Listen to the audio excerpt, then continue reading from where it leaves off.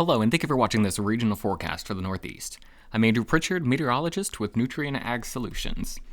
Looking at the hazards map here, we've got another wintry look across portions of the eastern Corn Belt into the Northeast. We've got freeze warnings in place from southern portions of Ohio into southern Pennsylvania, getting over into New Jersey, southern Connecticut, and Rhode Island as well. And that is going to be on the heels of a cold front that's sweeping through here over the next 24 hours. So some cold air coming in from central Canada across the Great Lakes, and then eventually making its way into the Northeast as we get into the later part of the day.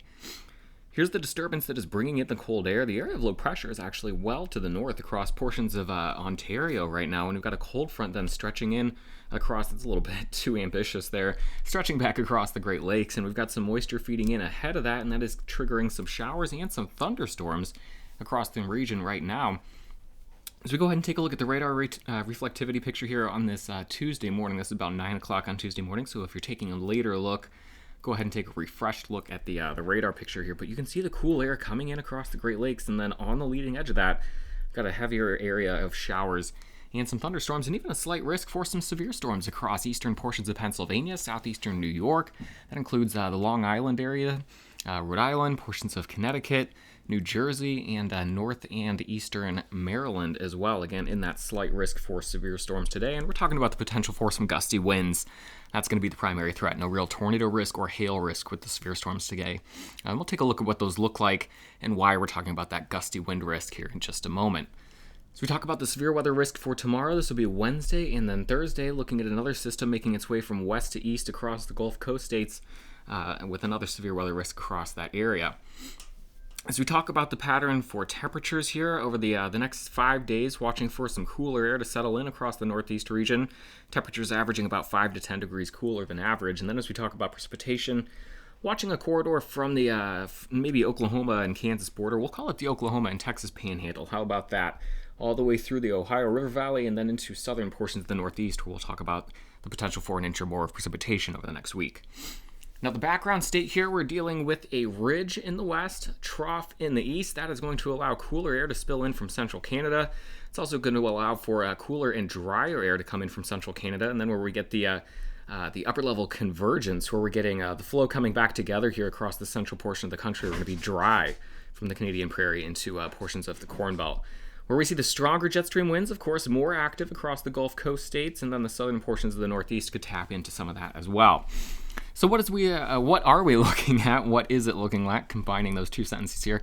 What are we looking at for the next 24 hours as this front makes its way through? Well, we get started here on Tuesday morning. We're at that area of rain across portions of central and eastern New York, stretching down into eastern Pennsylvania. On the backside of that, as we head into the middle part of the day, this will be about noon. We could see some clearing here, maybe a few breaks in the clouds that allow the atmosphere to destabilize. And then as that cold front, which is lagging behind the main area of rain right now, the cold front making its way through, we could see some of those showers and storms erupting in advance of that. Again, the severe weather threat today going to be some gusty winds with some of these line segments that we could see. I'll take all the little lines I drew on there. When we see something like this on the radar representation, these kind of lines, we're usually talking about gusty winds on the leading edge of those, a linear appearance there.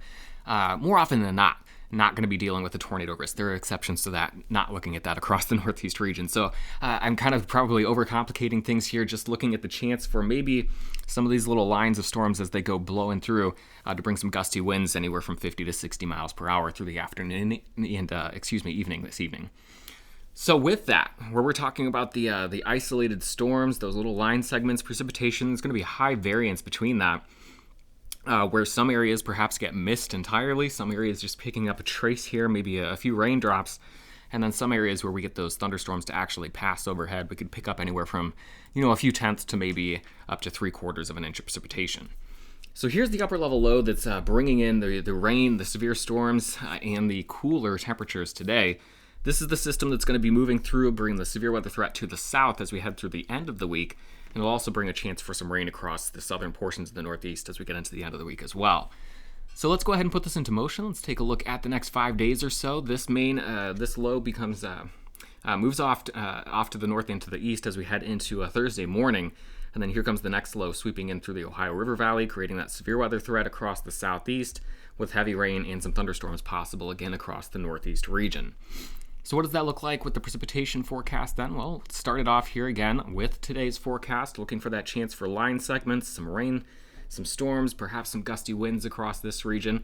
As we talk about the north, across northern Maine, Vermont, New Hampshire, and Maine, I should draw that in blue. We're talking about the potential for maybe some snow on the north side of the system. And then as we get onto the backside with cooler air filtering in, there's the chance we could see maybe some lake effect snow or some snow squalls as we head into Wednesday morning across upstate New York and portions of Vermont, New Hampshire, and Maine.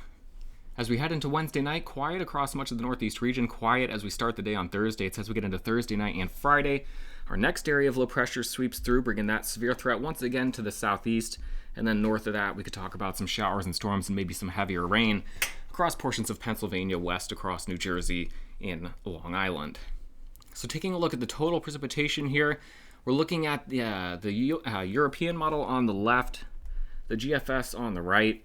Pretty good confidence here with that heaviest strip of precipitation stretching from the Oklahoma and Texas Panhandle through the Ohio River Valley and then through southern and eastern portions of Pennsylvania, New Jersey, and Long Island. We see the same thing over here through the Ohio River Valley, southern and eastern portions of Pennsylvania favored here, through Long Island, Rhode Island, and Massachusetts, where we see the heaviest precipitation. North from there, it trails off to maybe a half of an inch to a few tenths of an inch as you get into upstate New York, New Hampshire, Vermont, and Maine. Your high temperatures for the next few days on the cool side as we keep a cooler bias across maybe, let's call it, the northeastern third of the country, where we'll be kind of bringing in these reinforcing shots of cooler air from the central Canada.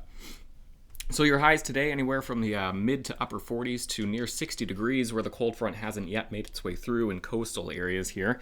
High temperatures are going to be across the board much cooler tomorrow, very close to 40 degrees, give or take a few.